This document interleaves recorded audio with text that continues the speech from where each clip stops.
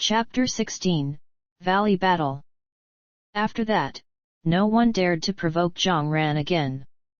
When she killed, she got a lot of fresh blood on her body, causing people of all ages to automatically give her a wide berth. More than an hour later, Jiang Ran arrived at the entrance of the target force dealership. However, she was a step late.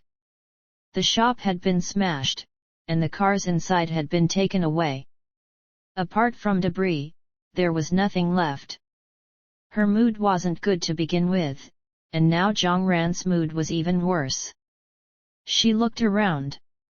There were quite a few cars parked by the roadside, but without keys, she couldn't drive them.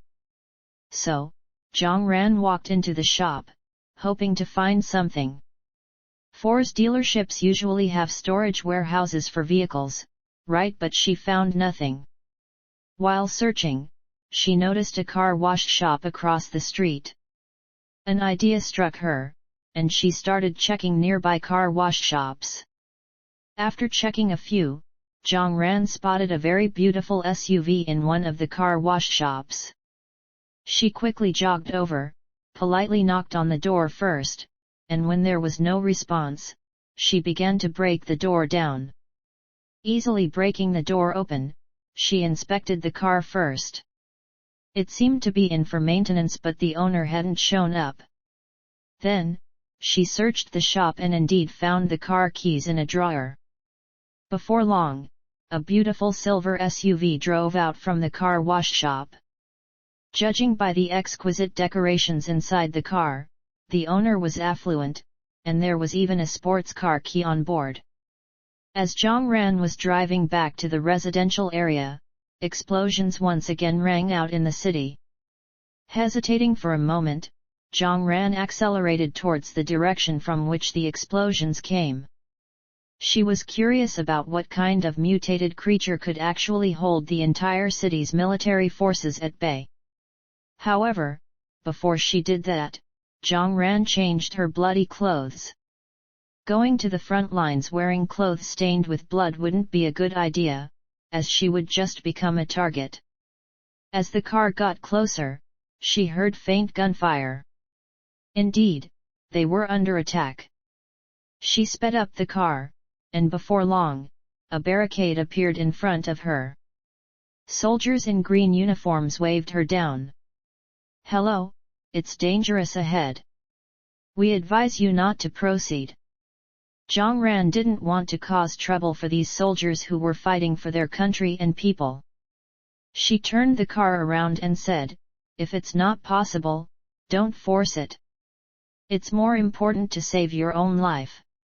If you need to retreat, do so." The soldiers seemed a bit surprised, then smiled and said, "Thank you. We know our superiors are considering our safety." She wanted to say a few more things, but she was worried about revealing her secret. After a brief thought, she decided not to say anything more. Just as she was about to leave, from the end of the road, there came intense gunfire from a valley. The continuous sound of machine gun fire. The soldiers also grew tense. In the valley, the silhouette of a tall, dark red insect emerged, mowing down the defenders. In an instant, one of the insects leaped, clearing the sandbags that formed a barricade, and with its sharp mandibles, it snapped a soldier's waist in two. Blood flowed onto the ground. Seeing that another soldier was about to fall victim, Jiang Ran's elemental energy surged within her. In the next moment, a red flame appeared in her hand. In that moment, Jiang Ran suddenly comprehended how to use elemental energy. She quickly got out of the car and threw a fireball at the insect. While the soldiers were attacking the insects vigorously and preparing to sacrifice themselves, a red fireball suddenly flew in and the insect exploded with a loud bang. After that, Jiang Ran hid in the woods, climbed to a spot halfway up a hillside near the road barrier, and then she saw the situation in the valley clearly. As far as she could see, the valley was packed with densely packed dark red insects, as if they had crawled out of a cave. Subsequently, Jiang Ran continued to throw fireballs one after another at the swarm. The valley reverberated with loud explosions once more. Perhaps due to the elemental energy, the fireballs inflicted more damage on the insects than the army's artillery shells. With every fireball, the nearby insects were blasted to a standstill. The soldiers who were still attacking were equally stunned, firing their guns while expressing their astonishment. "Damn, are they sending us some foreign aid from above? Tisk tisk, what kind of new weapon is this? It's pretty damn impressive." Even the commanding officers of the army were puzzled. Then they burst into laughter.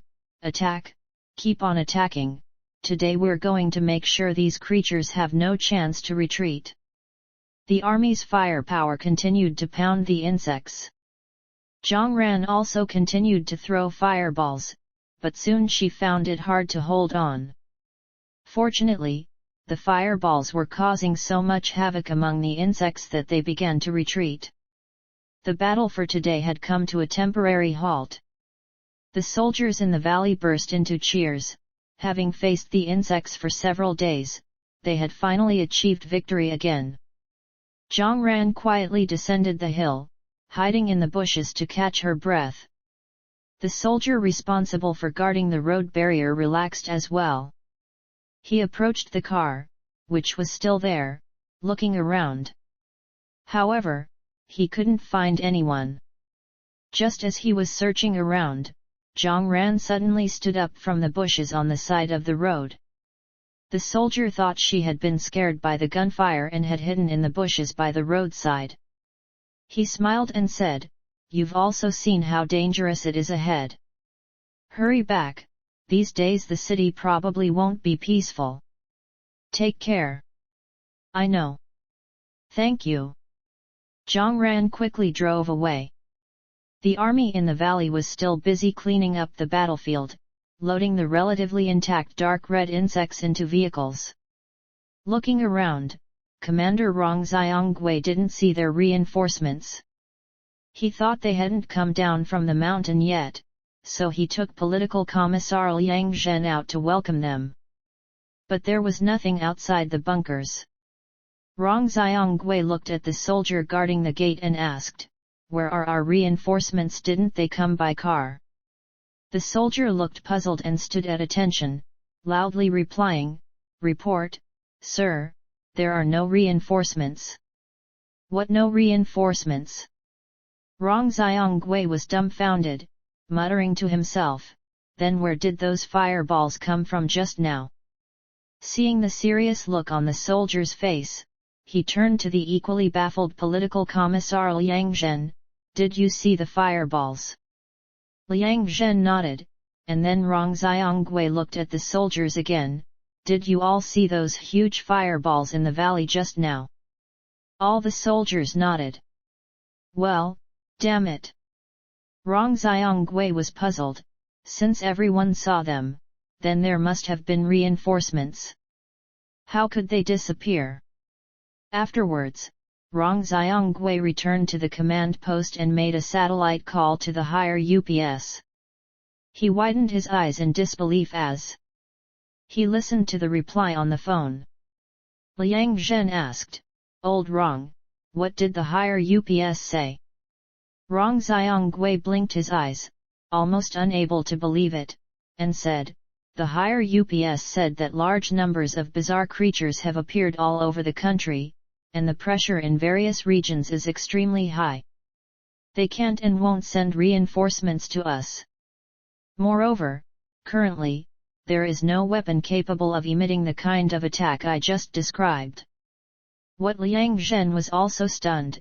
If there are no reinforcements, where did those powerful fireballs come from? These insects seem to be very afraid of those fireballs.